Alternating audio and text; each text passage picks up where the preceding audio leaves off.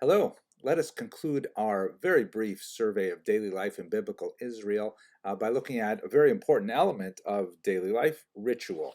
And this is something which, like most of the topics we discuss here, could go much longer and really be the subject of long series, but I'm just going to focus on a couple of key points here for our purposes. First of all, it's important to note that there is a unique belief that goes along with this people that we are following from their earliest origins. And that belief system is typically called Judaism. The history of Judaism is quite complex, and there are a lot of amazing things associated with it. But let's point out just a few really important ones. First of all, we should note that, and this is often not understood by viewers from the outside, uh, Judaism, of course, its key text is the Torah, which is normally understood to refer to the first 5 books of Moses. So if you pick up your typical Bible, whether it is a Jewish Bible, a Christian Bible, of whatever denomination, the first 5 books will likely be Genesis, Exodus, Leviticus, Numbers, and Deuteronomy. That is the Torah. When we speak a few weeks from now about the world of the sages, I'd like to come back to this text and talk a little bit more about what it means and how it fits within the overarching structure of Judaism and so on. But for the time being, I'd like to point out that there are really 2 Torahs. There is the written Torah, that's the first 5 books, and then there is the oral Torah, the Torah Shebaal Peh, which is, for our purposes right now, basically the series of teachings that are encapsulated in the Talmud. According to traditional Jewish theology, the oral Torah, which is a commentary on, an amplification of, and a discussion of things which are not necessarily included in the written Torah, is a massive body of teachings which was given to Moses on Mount Sinai along with the written Torah. And what is definitely true is that it is impossible to understand Judaism without working with both of these texts, with the written Torah and the oral Torah, which of course later became written down. We still call it the oral Torah, even though it is in textual form and studied textually now. Again, I'm going to put that on pause because we'll come back to that when we start talking about the world of the sages. Now, what are some of the key elements in Judaism that are really important for us in the biblical period that we're discussing? First is the great emphasis on monotheism, which is such a strong, central thread that runs through all Jewish teachings. There are modern biblical critics who will disagree with the extent of monotheism in the original Torah, but there's no question that as a people, historically, Jews have understood their faith to be essentially monotheistic, worshiping one God.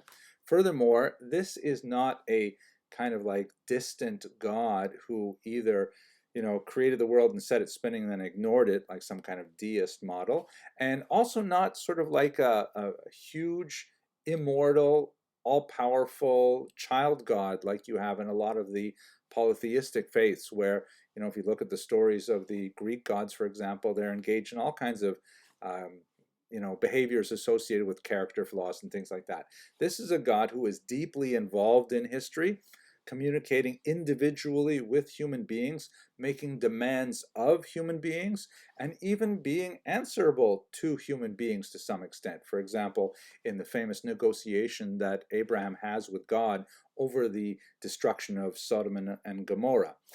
So there's a lot of fascinating things in that relationship. That's called a personal deity in the sense that God listens to prayer. That is an innovation that's very strong within early Judaism that we do not see with the same degree in other polytheistic faiths.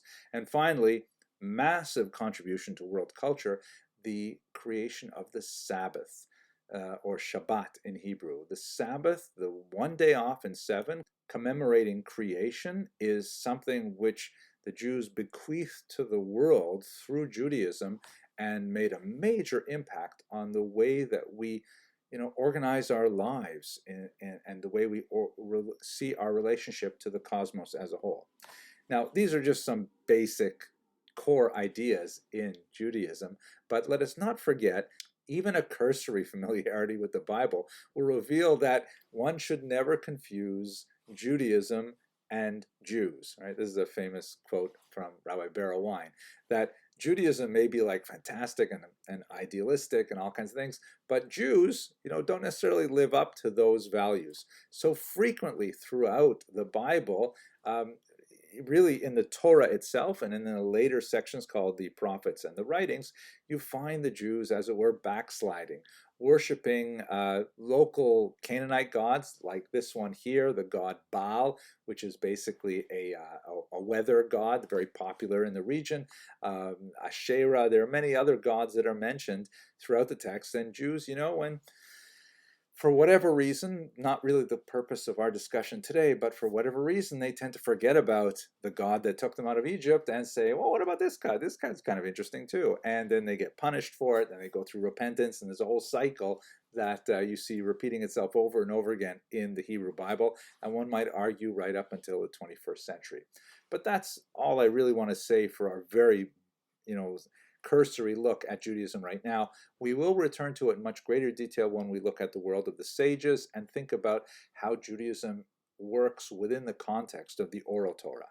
Certainly, the Jewish calendar is of extreme importance to this early society in Israel. It's an agricultural economy, and the three pilgrimage holidays signify tremendous meaning within the context of the Torah, and particularly the written Torah, but also happen to coincide with the agricultural season. So the joyous bringing of the first fruit on Shavuot, for example, the harvest season, Sukkot, all kinds of interesting things like that. Of course, the most well-known outside of Judaism is certainly the holiday of Passover, which commemorates the departure from Egypt. It's a spring holiday, and we've discussed it before, how it's such an important ritual because at the Seder table, it's a home-based ritual where the family has to go through the story of the Exodus. Children must participate and so on. This is, if you look at this fantastic image, this is from the famous and somewhat confusing Bird's Head Haggadah, 14th century Germany. And one of the unusual things about it is that many, but not all, of the figures represented there have a bird's head instead of a human head. They're clearly marked as Jews. For example, the male figure on the left has a Judenhut, which was an article of clothing that Jews were required to wear in certain parts of Europe after the Fourth Lateran Council of 1215. So we know it's a Jew because of that labeling. But why the bird's heads? It's most likely related to a hesitancy on the part of Jewish artists to contravene the commandment that prohibits the worship of any graphic representation of a being in the world. That has been observed or ignored or reinterpreted throughout the centuries in different ways, but in the 14th century in Germany, apparently the artist must have felt rather sensitive about it, and so rather than portray human beings, they kind of backed it off a little bit by portraying, in this case, birds. But let's get back to that when we go to medieval Ashkenaz, when we discuss it. At any rate, I really like this particular image because clearly it's a woman who is baking some of the unleavened bread, the matzah, that's necessary for Passover, and the Jewish figure on the left, the woman is presumably Jewish as well. The Jewish man on the left is saying, "What? $25 a pound?" Right? Which is something that even modern Jews can certainly identify with. Okay, let's look finally at the life cycle. And just one quick note here. As we mentioned a couple of lectures ago, really important element to the life cycle is gender. There's a very different series of events and celebrations which are associated with men than with women. There are definitely points of great celebration for women in life cycle. Marriage is considered one of the high points, but men generally get more of these. There are life cycle events associated with the first Friday night of a male's birth, and then there's the circumcision, of course, on the 8th day, which is portrayed here in a 3rd century mosaic in the Beit Alpha synagogue of Dura Europos, which is a Mesopotamian synagogue. We'll get to that, God willing. I'd like to talk about it as well. And then, of course, the bar mitzvah ritual, which formally recognizes a child, a male child, as achieving adulthood or the age of majority. Women also have that age of majority at the age of 12 rather than 13, and it happens automatically regardless of any ritual performed in synagogue or not. It's a lot to say about what is the synagogue, what is the temple, and so on, and I would like to return to them really when we can discuss them more fully in the context of the oral Torah. For now, looking at the biblical period, I'm going to leave it at this point, and thank you very much for watching.